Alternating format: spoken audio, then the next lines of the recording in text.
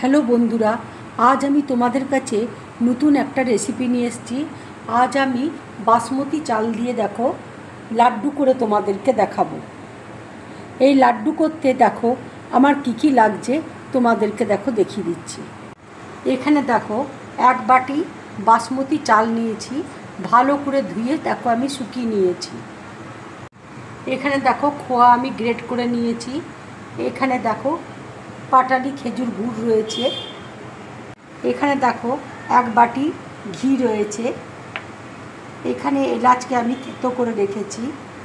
কাজু আছে, পেস্তা আছে, গোলাপের পাপড়ি আছে, আমন্ড বাদাম আছে, কিশমিশ আছে, আর কেশরকে আমি দেখো জল দিয়ে ভিজিয়ে রেখেছি। দেখো গ্যাসে আমি কড়াই বসিয়েছি, কড়াই দেখো গরম হয়ে গেছে।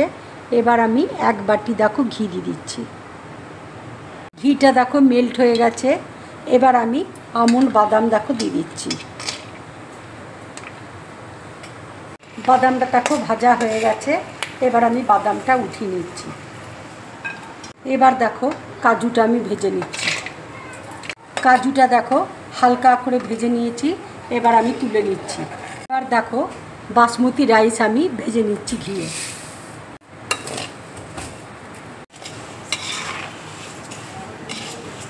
চালটা আমি হালকা ব্রাউন কালার করে ভাজবো। চালটা দেখো আমি হালকা করে ভেজে নিলাম। এবার দেখো আমি গ্যাসটা অফ করে দিচ্ছি। এবার চালটা আমি প্লেটের মধ্যে উঠিয়ে নিচ্ছি।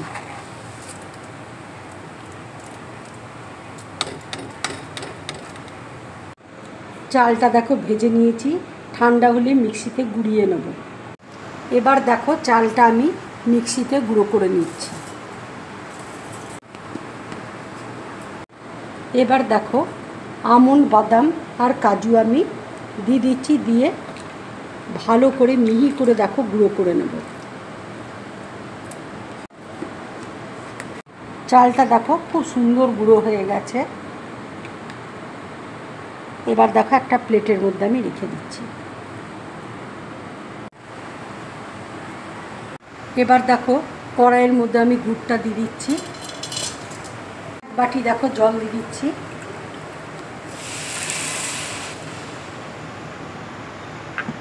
এবার দেখো খোয়া দিয়ে আমি চালটাকে মেখে নিচ্ছি।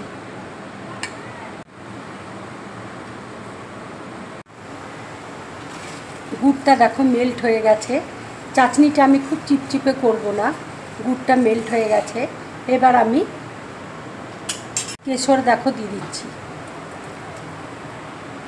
এবার দেখো চালের গুঁড়োটা আমি দিয়ে দিচ্ছি।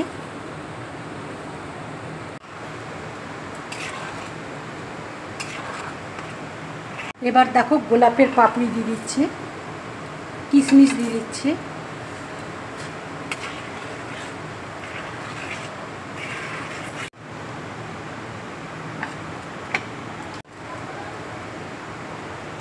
এবার আমি এলাচ গুঁড়ো দেখো দিয়ে দিচ্ছি।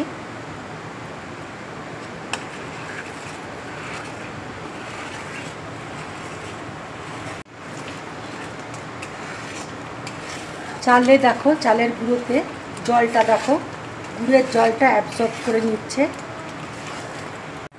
জলটা দেখো শুকিয়ে এসছে। এবার আমি গ্যাসটা দেখো অফ করে দিচ্ছি আর 15 মিনিটের জন্য ঢাকা দিয়ে রেখে দেব।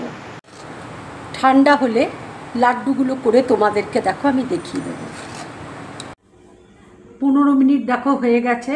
এবার আমি লাড্ডুগুলো তৈরি করে নিচ্ছি। দেখো লাড্ডুগুলো কি সুন্দর হচ্ছে। এবার আমি পেস্তা দেখো দিয়ে দিচ্ছি।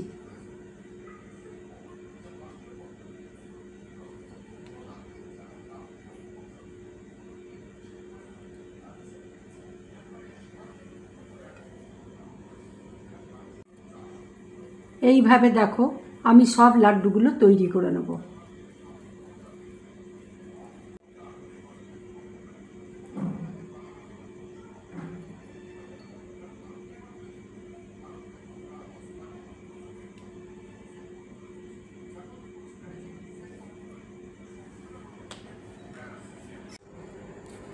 এই লাড্ডুর রেসিপিটা বন্ধুরা যদি তোমাদের ভালো লাগে তাহলে লাইক করবে, শেয়ার করবে আর ড্রিম ব্লগ চ্যানেলটাকে সাবস্ক্রাইব করবে।